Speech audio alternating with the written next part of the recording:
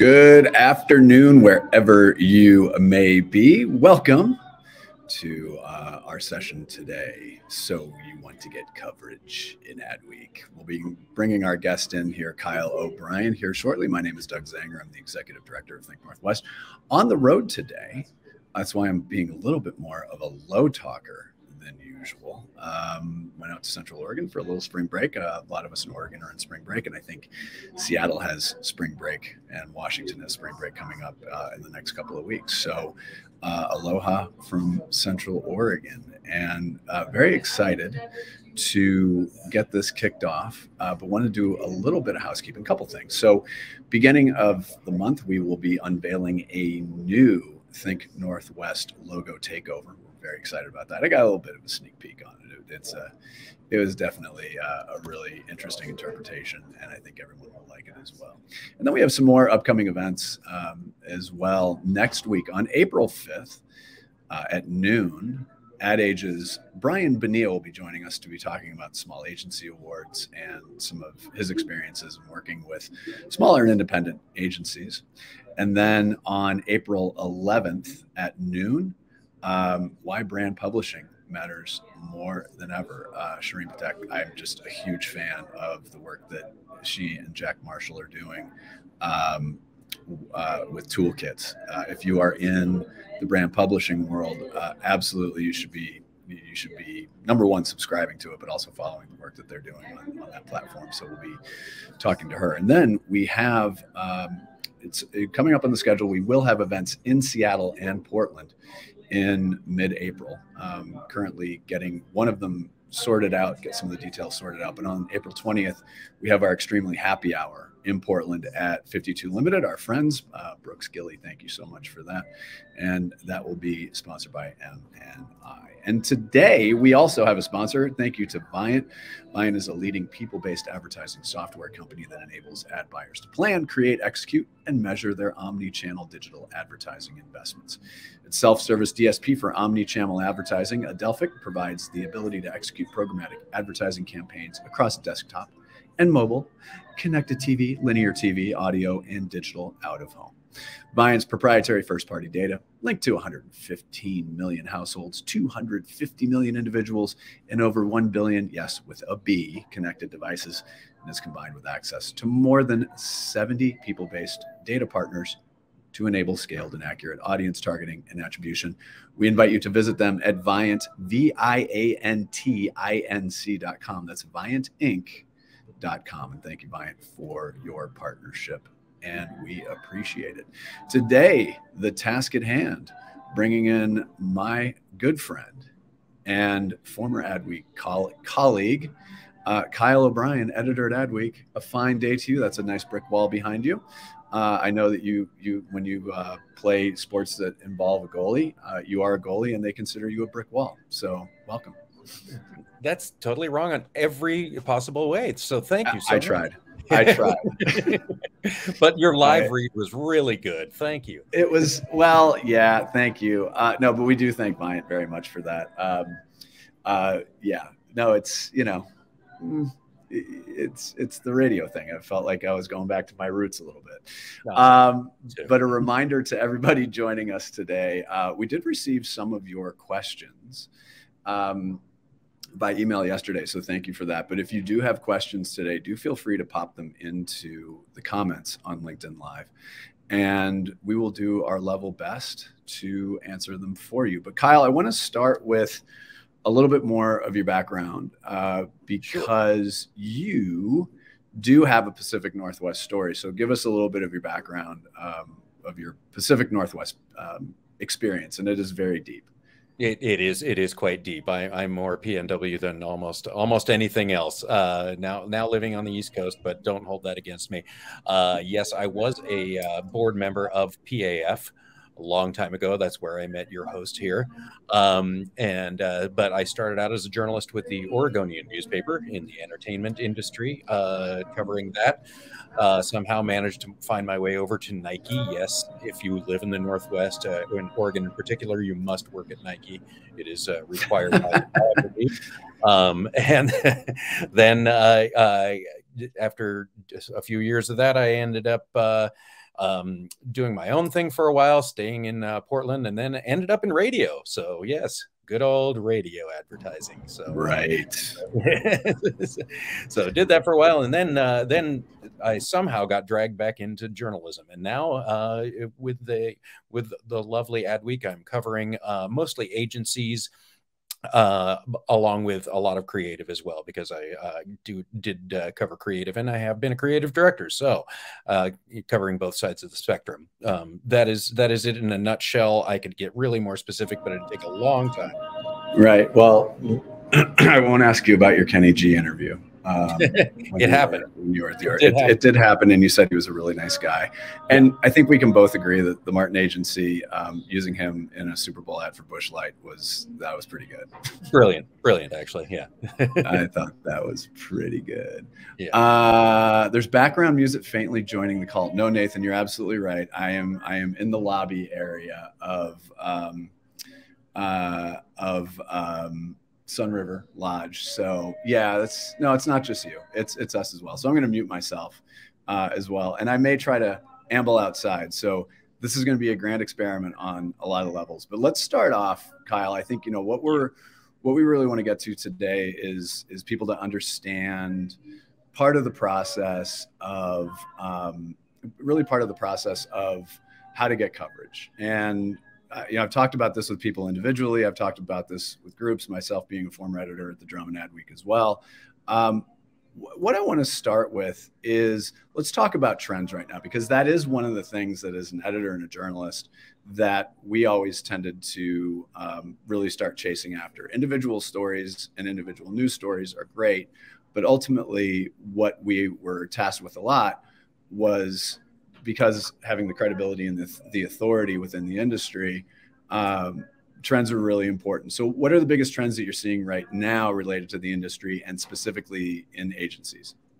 Well, I mean, you can't get away from ChatGPT, of course. That's the kind of the ultimate trend right now is ChatGPT, and how AI is changing the world. And that goes true for pretty much all the industries that we deal with in advertising. So obviously that's a huge trend right now. AI is dominating most of the conversation. So know that is something going on. That doesn't mean that you have to pitch something related to that, because half the time I get stuff like that and it won't go to me. I cover a lot of creative, and there are AI things to do with creative, but it doesn't mean that that's all I'm covering. We have tech people, we have other reporters that will cover that sort of thing. So while trends are good, don't jump on a trend if you don't have a really timely story about using that trend or how it relates to somebody, and make sure that you're contacting the right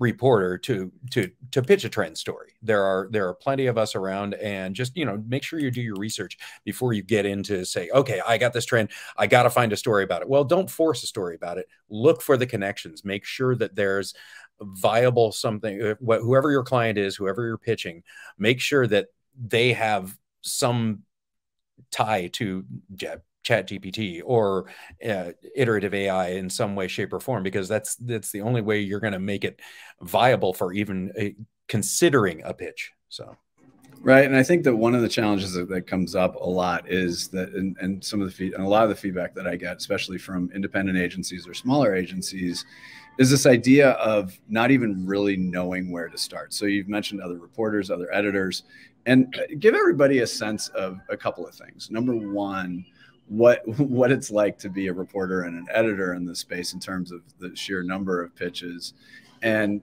secondly, just really how they navigate that. Because if you're a small agency, and let's just say, since I'm in Central Oregon, you're a small agency in Bend, you have some expertise in this, but you may get buried under a layer of holding company news or things like that. So you said do your research, you said get to know this. So how do you even, what is even step one with this? Because, and again, going from my experience as an editor, there were a lot of times where I had the best of intentions, where I would love to talk to as many people as I could, but the reality of it was that I had to prioritize, and it was always tough to do that. So give us a little bit of a snapshot of that. Well, I think when I say research, I mean research which is the right publication for you. I mean, there are some of us who do relatively the same thing, but reach slightly different audiences. I mean, Ad Age and Adweek are similar, but not exactly the same. Same with the Drum, same with Campaign, and all those sorts of things. But do your research. Find out who covers what for those publications. Make sure that you're familiar with their beat. If you don't know quite who to reach out to, you can start by sending an email to one saying, I'm not quite sure who to talk to about this. I hope you're the right person. I know that's sometimes shooting in the dark, but it's honest. And I try to respond to those whenever possible, because if you're new to the industry or new to your beat or to your agency or whatever, you may not know where to start. But just reaching out to somebody in particular rather than just a blank email is valuable. You need to find out who's covering what you're trying to sell, and who covers it well, and who's respected in the industry, and really what angle are you coming at it with. So, I mean, I think you need to come solidly with a pitch for whatever publication you're going for. So if you don't know where to start, do your research in terms of who covers what you're selling. If you're a creative agency, go to who's the editor of the creative beat for that particular publication. Or if it's not, if you don't even know what publication to go for, what industry you're in. Obviously, we're all pretty much in marketing and advertising here, so you're going to know the major trade publications. And if you don't, ask around and ask somebody senior to you, and they'll hopefully be able to tell you, because those are the baseline things going in. Because if you send a bunch of blind emails without any point to them, they're just gonna fall by the wayside. I see hundreds of pitches every day, and I'd say about 50% of them aren't reaching the right person, aren't reaching the right place, or are completely off base. I mean, I always get things for, hey, did you see the latest jewelry drop by this jewelry company? I'm like, everybody likes a good jewelry drop. Yeah. Especially new jewelry. I'm not in jewelry today. I work for Adweek. Right. Yeah, and I think that again, in my experience, I'll ask you about this. Like the way that I generally preferred, and every journalist and every editor is going to be different. So I know that Olivia Morley at Adweek has been very clear about what she prefers in terms of pitching. If you go to Muck you will generally see how journalists prefer to be pitched, and following that is very, very helpful. What I always found interesting was the very short introductory email that simply asked, can I get 15 minutes of your time? Because and there are also introductory emails to me that were, here's a story, I've read your stuff, maybe they did, maybe they didn't. And you know, again, there is a lot of pressure. There is a lot of pressure on comms people, and we have to really make sure that we explain this. There's pressure on agency leadership. There's pressure on everybody. Oh, yeah. So if you are working in the comms function at an agency, or you're working for a PR firm, you have a tremendous amount of pressure from your client. If you are working internally at an agency, you have a lot of pressure from your senior leadership as well. So we understand that.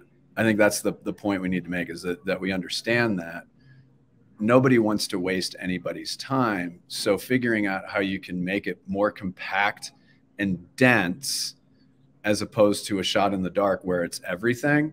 I always appreciated, hey, this is us. We're a small agency in Seattle, and we did. I would tend to lean towards more quirky stuff. Yeah, I would tend to lean more towards. So you would understand by reading my coverage, you would understand that I preferred to cover brand purpose, DEI, creativity, quirky things.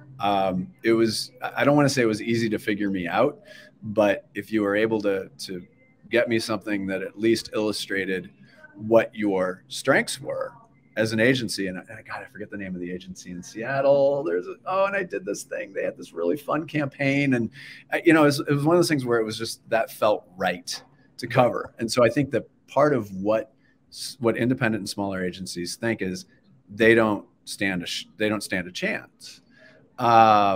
That, you know, that, and I don't think that's true. I think that it's how it's set up.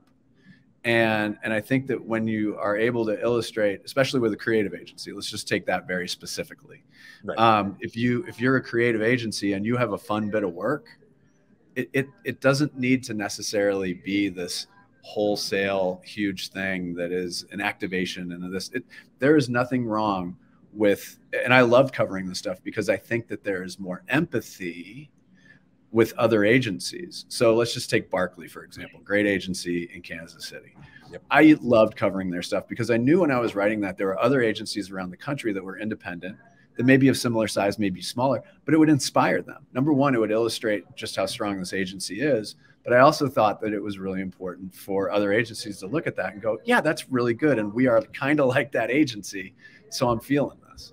Yeah. And I think a lot comes into, making that initial, reach out saying, hey, we're a smaller agency. We really don't, we haven't covered anything. I've talked to many, very small agency owners that were like, we don't have a PR person. We don't have anybody, but we'd love to figure out how to get coverage. Can I contact you every now and then? Of course. Yeah. I love seeing stuff from smaller agencies, especially really good stuff from smaller agencies, because it means that there are really, really smart people, not only at the huge agencies, but also at these smaller shops. And I know there are a lot of them in the Pacific Northwest because I've dealt with many of them. I've visited many of them, and they're doing fantastic work. They just don't have the people to kind of push it out, or they just don't know what to pitch.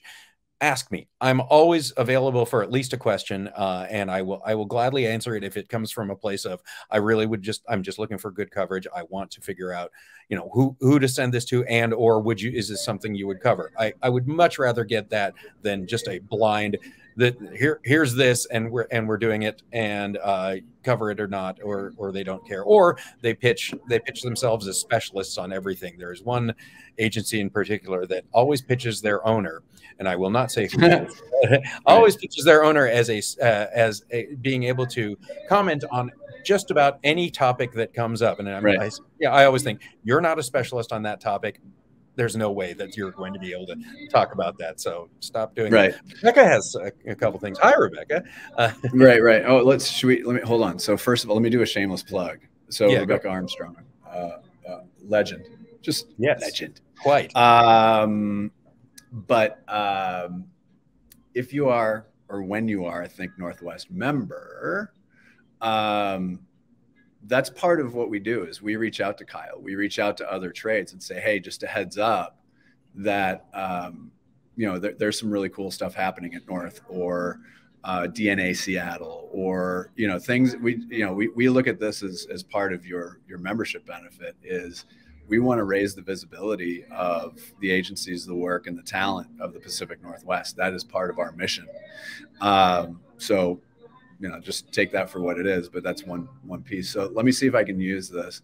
We're gonna boom from Rebecca. Hey, can you see it? Can you see it? I can. How about that? It's like a professional show. Do you prefer hearing directly from an agency or from their PR counsel? I don't. I like hearing directly from the agency if they have someone that is dedicated to doing their PR, putting out the work and things like that.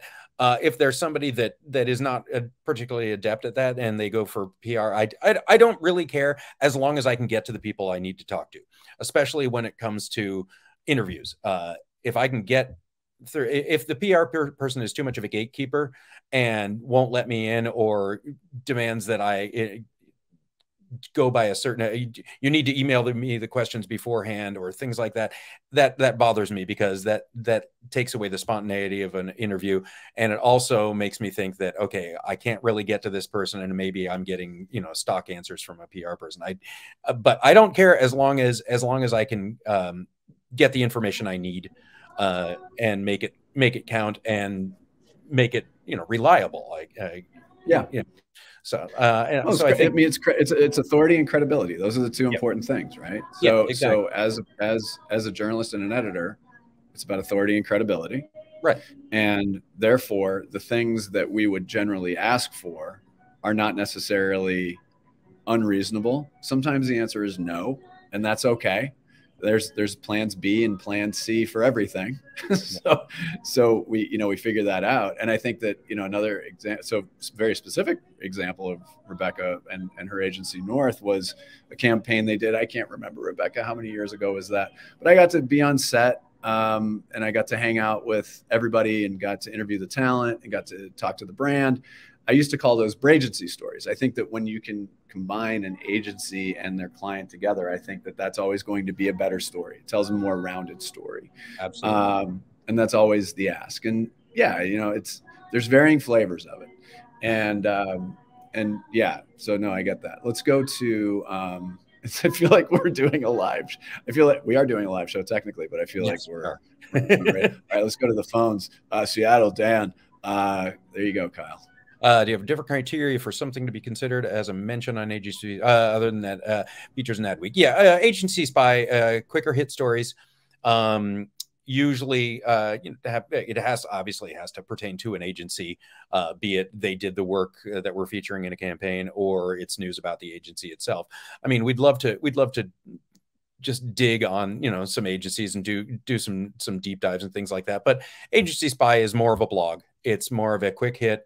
It's more of a let's feature this here. I can do usually quirkier, weirder things on agency spy. I can feature campaigns that normally wouldn't get coverage in Adweek. Adweek, usually we try to, especially lately, we're trying to go for longer, deeper dive stories that really kind of capture the moment of what's going on in the ad industry. So whether it be from taking a campaign and as Doug said, being able to show both sides, from the brand, from how it's made to what the agency did to get there. Those are the kind of stories we feature in Adweek, and usually they're longer, less like, okay, this person just got hired here. That's what agency spy is for, unless it's a really big deal. If it's someone at the C-suite level or above, then it's fair game for Adweek. But we usually try to do interviews for that, and it's not just writing from a press release. So again, the shorter hit ones for agency spy, longer stories, more in-depth stories for Adweek.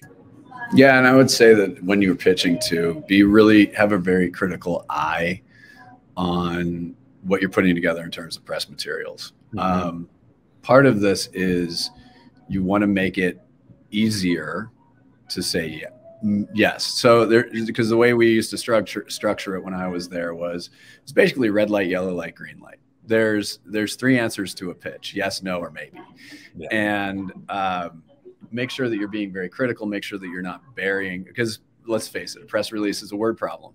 Mm-hmm. And when we get press releases or we get pitches, what we're trying to do is find the points of differentiation. We're trying to find the thing that because I'm acting like I'm still there, because these are trade publications. Part of this, there's a service component to it.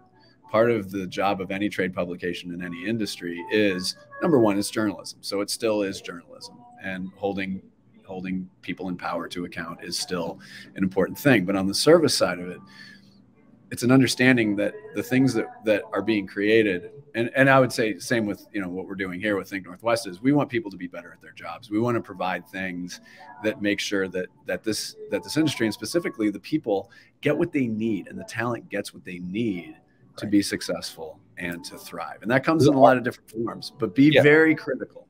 We are a resource for the industry. We do say that. We want, it's mostly industry people who are reading Adweek.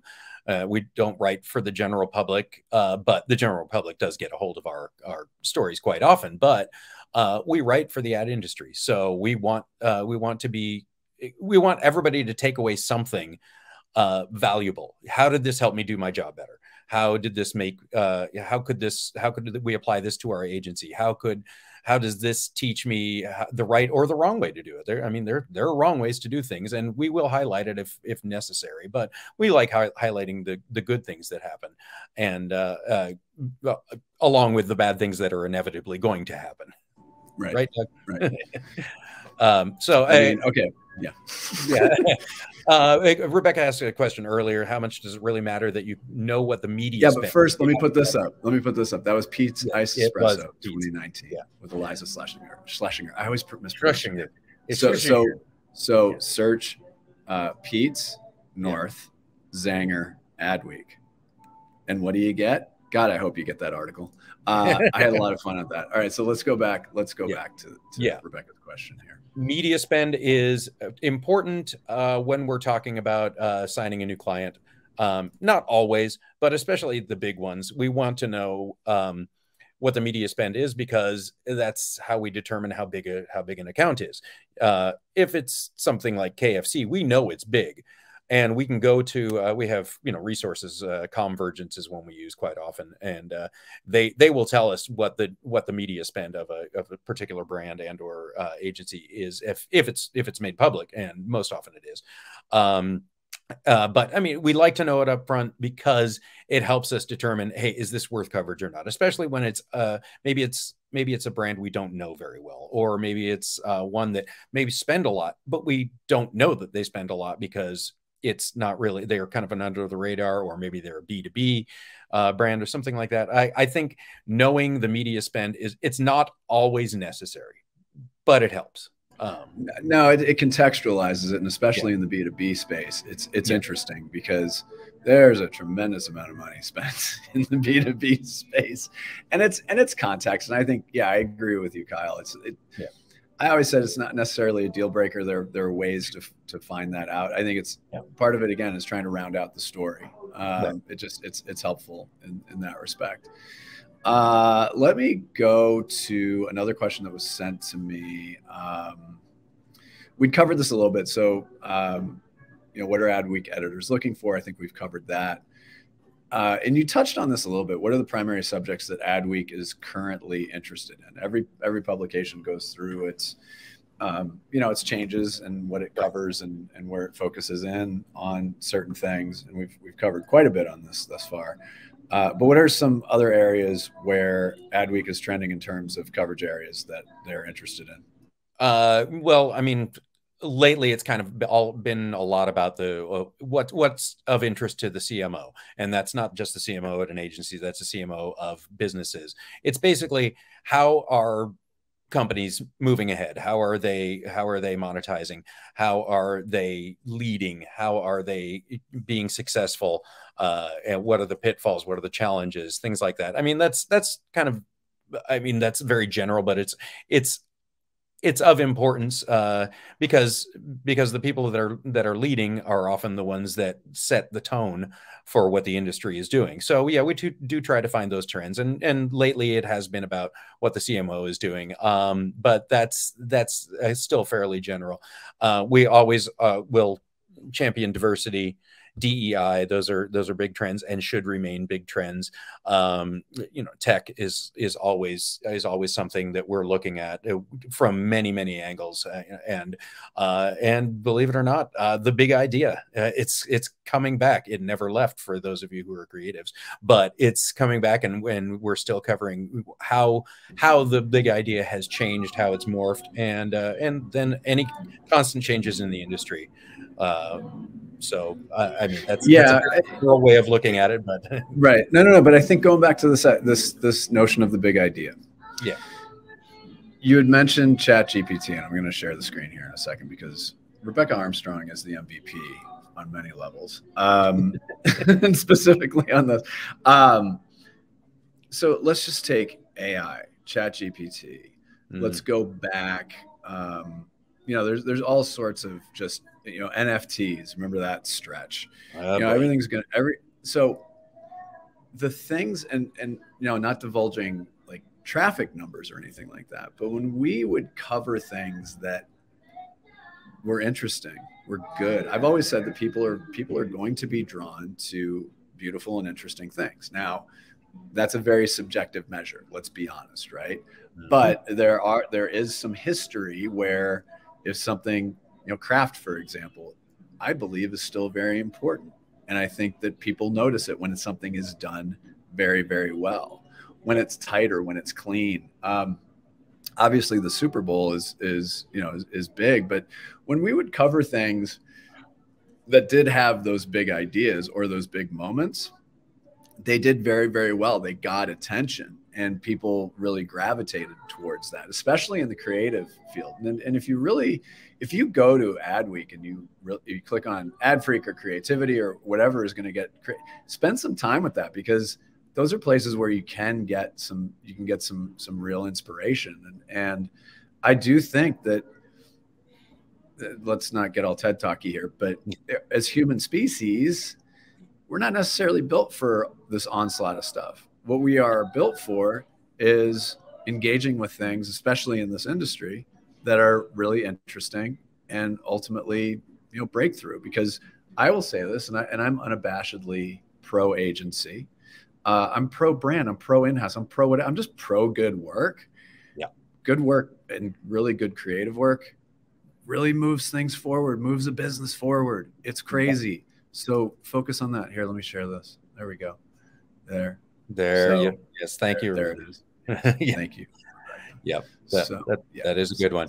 I would add, insight about the trends in work are really kind of moving the needle for us. I just did a story on the 4-day work week, and the fact that there are some small agencies around the nation and around the world that are moving to a 4-day work week. And I write these things, and I think that they might be of interest to some people. I did not know that this one would blow up like it did. And I mean, it moved. I think we're almost on 20 subscriptions now, just because, and it's only 3 days into the run of this story. And so trends like that, and how people are doing their jobs, the modern state of the executive creative director is another one I just did that got a lot of play, because I think people are interested in knowing what other people are doing in the industry.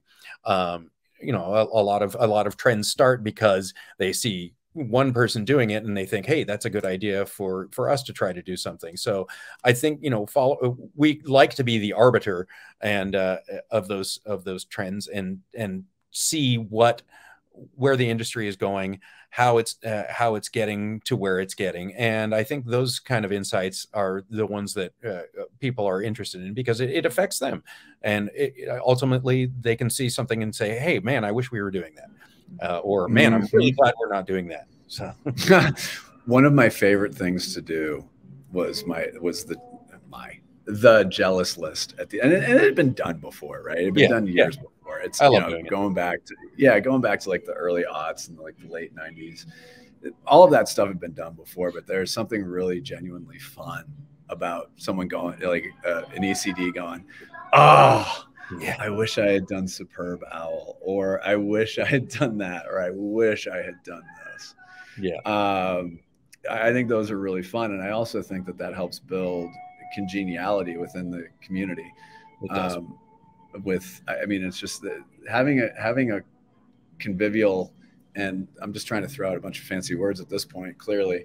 I think that's important. I think it's respecting each other's work and rooting each other on, but not necessarily in a way that comes across as, doing it in a way that comes across as really productive. I really like this work because of these specific things. I think that's another thing too, that I always used to tell people, and still tell people as I consult them, is think about as much specificity as you can. Find that one thing. And again, this goes back to a lot of pitches ultimately end up becoming word problems. So we're trying to pull what's going to work if we're considering it in the first place. But yeah, I think stuff like that, especially in the agency world, agencies, for those of us who have been around for a while, the Ad Ages and the Adweeks of the world, the heroes were the creatives for a long time. Now, there's some really good with that, but there's also some not great good with that. There's baggage with everything, let's be honest. But I will say that agencies that can play more offense and keep telling their creative stories and their impact stories, their business impact stories, and how creativity drives that is incredibly important. And I will never apologize for being an optimist about the agency business, and not so much just the business. Yeah, it's a tough business, but man, these are the people that helped me grow as an individual in this industry. You could look at both of us, Kyle, where we've covered all these brands, and we've met CEOs, CMOs, and all that stuff. But really, the foundational point of our growing up and becoming hopefully strong professionals has come from agencies. Yeah. And it comes from these people. I had the great pleasure of working for Kristen Cavallo and the Martin Agency for a year. And I was just talking to her the other day. I said, I got my MBA at the Martin Agency. In a lot of ways I did.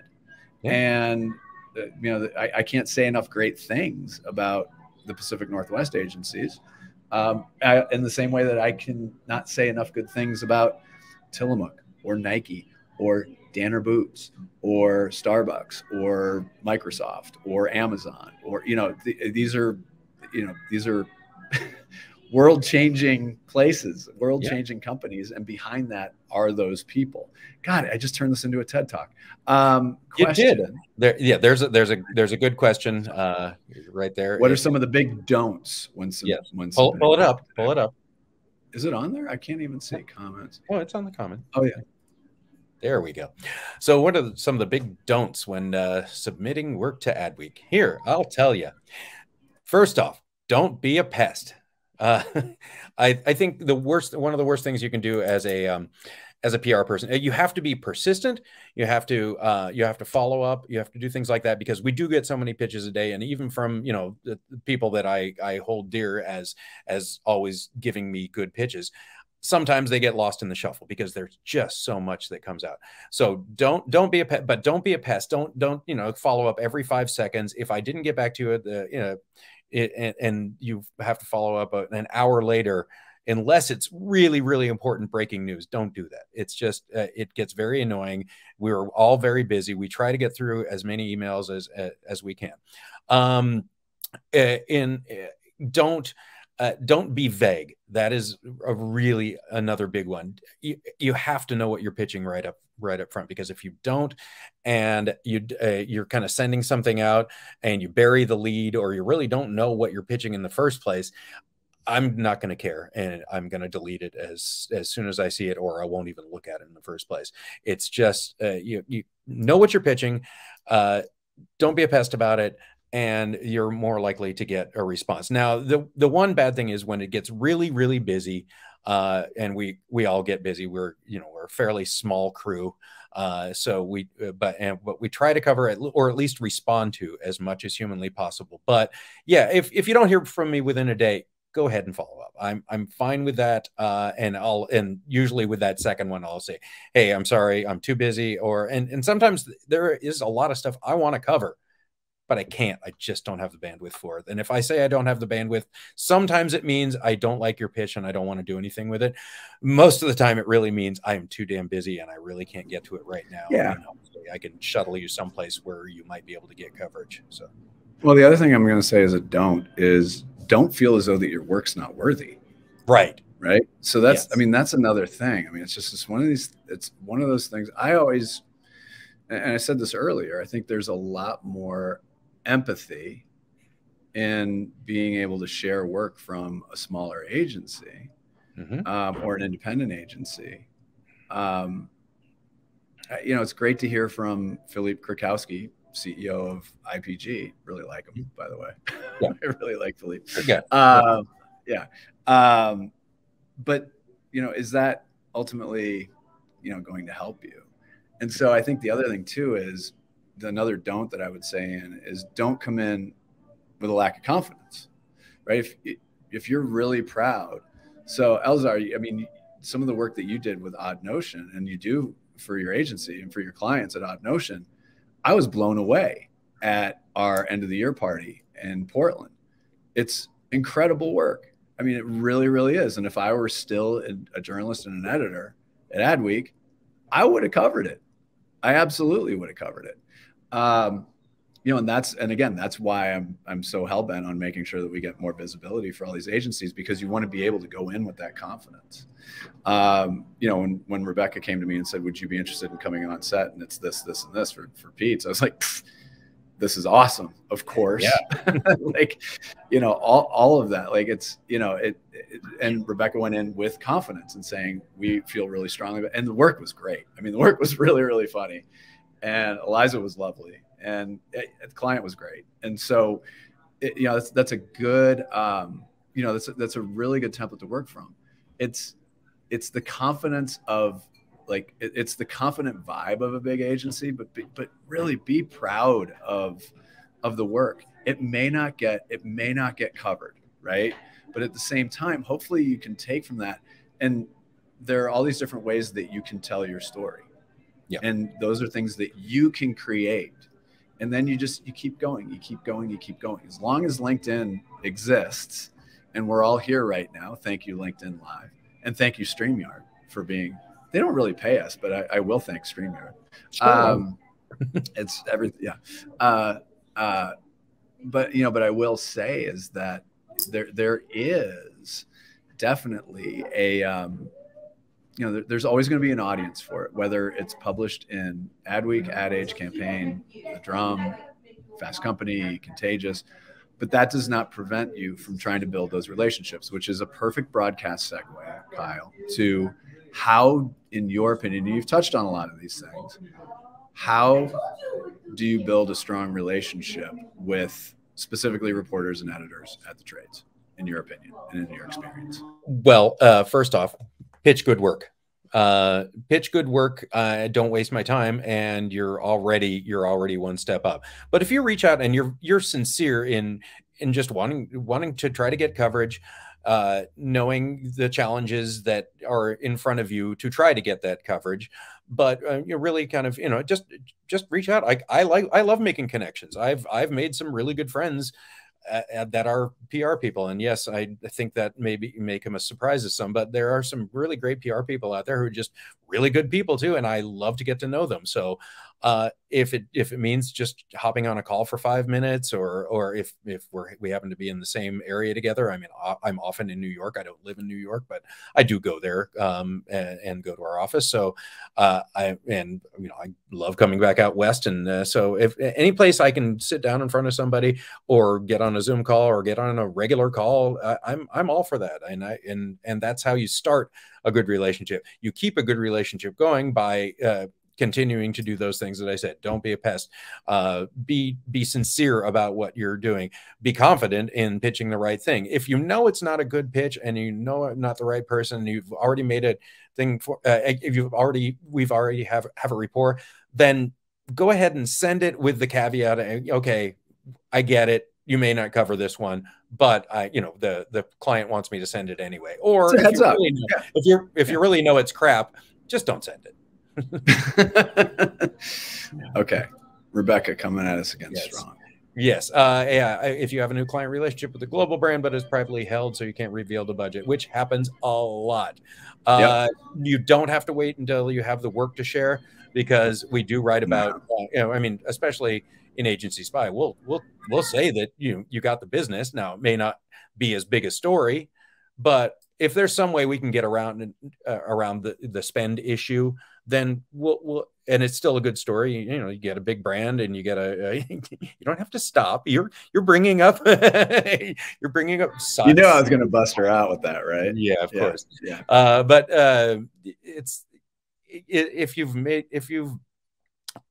if you have that good relationship with this new client and you want to announce it to the world, that's fine. We do that all the time, and you don't always have to have spend. Spend gives it context. It gives it validity, but it doesn't mean that it's not valid otherwise. You've signed the contract. That you're in with them. If they can't mention what they spent, that's okay. We can get around it. In that case, let's do an interview and find out why they signed with you, why you signed with them, what it entails, what you're going to be doing for them, and then then we can follow that up with concentrating on the work. So right, there's a double hit there. Yeah, and the thing that I would say too is, like, one of the challenges, good God, the loud coffee house rock station. Oh my goodness, if everyone's hearing that, sorry. I will say that when you can, and when you're building out scopes of work and all of that, I think it's really, really important to ensure that you are able to promote your relationship. And I'm seeing that more and more with agencies, and this is part of playing offense, right? Where agencies are able to promote it, because there's mutual benefit for this. I won't say what the brand was, but they were talking about their agency partner, and then off stage they basically said, well, they're simply our vendor, and that left a bad taste in my mouth. Very similar to oysters that have been sitting out at room temperature for a couple hours. So it was. I think whenever you can, work that into the deal, because part of that is your currency as an agency.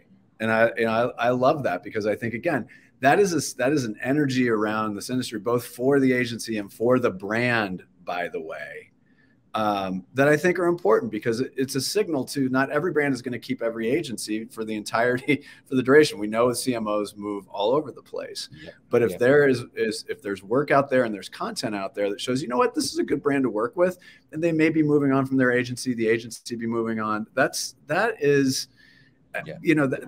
really important, and I think those signals really matter. I love highlighting good relationships, by the way. Yeah, like Mischief and EOS. I think that's a match. Oh, that was good.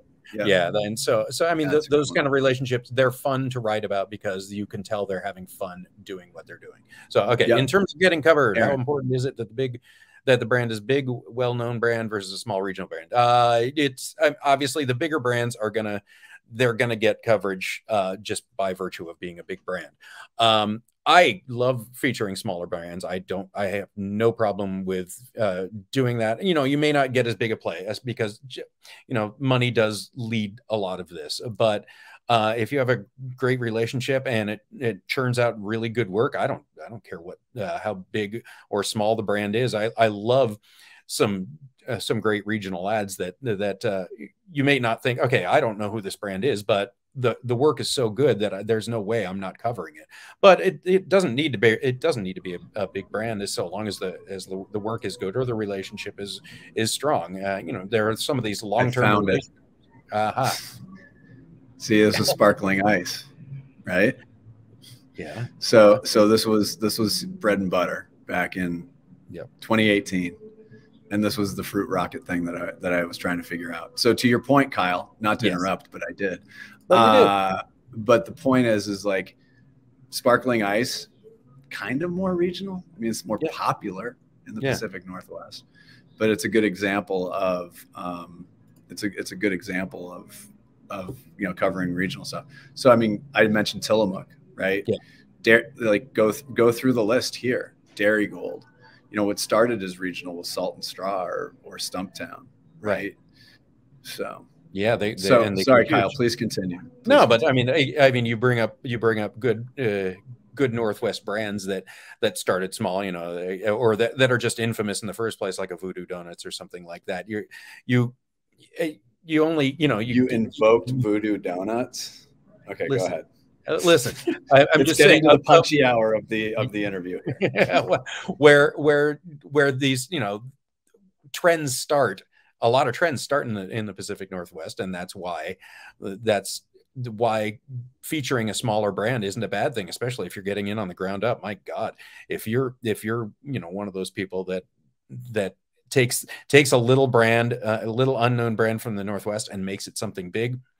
God, that's you've got gold right there. Hey, I was with them on the ground floor. Then you're doing good. So there's plenty of brands to still come out of the Northwest, and I mean, heck, Olympic Provisions just went. I just got a campaign from them, and they started. I remember when they opened up shop, and I thought, wow, this is a great place. Never thinking they'd go any farther than just on the other side of the Hawthorne Bridge, but so they did. So. Nice. All right. Well, we're going to wrap it up right now because my Wi-Fi. Oh, straightaway cocktails. Yep, that's a good one, Rebecca.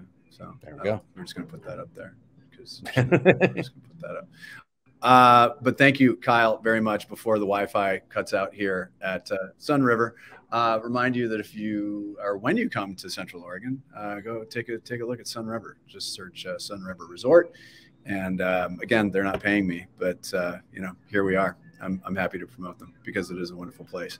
Kyle, thank you so much for joining us. Really appreciate it. I'll have you hold right now.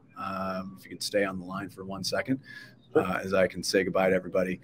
A reminder that we will have another session with Ad Age's Brian Bonilla. That's an agency super session talking about small agency awards. And he cut out. Well, thanks for joining, everyone. Much appreciated. Either Doug will be back or he won't be back. So again, thanks for everyone for being here today. And we hope you had an informative time. You can find me at kyle.o'brien@adweek.com. I do take pitches, so start sending them. Thanks, everyone. Appreciate it. I just wrapped it. Thank you. And that was really, really weird. Okay, so that was a little break, but thank you all very much. Appreciate everybody joining us again. Kyle O'Brien can be found at kyle.o'brien at adweek.com. I was so close to getting through this without something going horribly wrong. But thank you all very, very much for joining us. If you are a member of Think Northwest, thank you for your support. If you are not yet a member of Think Northwest, please get in touch with us. If you are outside of the Pacific Northwest market, we have rates for you as well. On behalf of everybody, including my wonderful board at Think Northwest, we wish all of you a very, very good day, a great weekend, and we'll see you next week, everybody.